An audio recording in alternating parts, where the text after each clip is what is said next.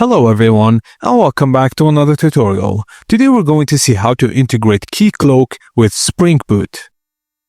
The first step is to set up your Spring Boot project. You can use Spring Initializer on your preferred method to generate a new project with the following: Spring Web, Spring Security, and Spring Boot Starter OAuth 2 resource server. Once the project is generated, download and extract it to your preferred location, then open the project using your favorite IDE.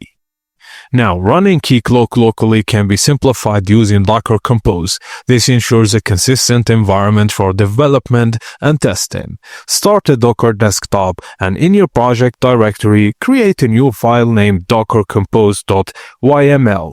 Open the file and add the following configuration.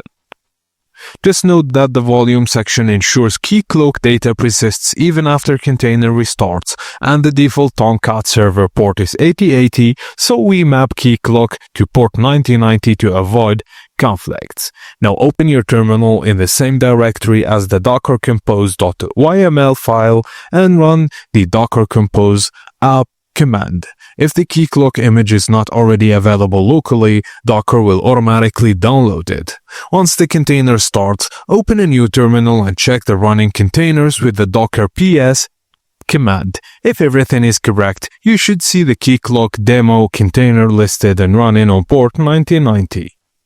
And that's it guys, as simple as that. Thank you for watching, and please don't forget to like and subscribe for more.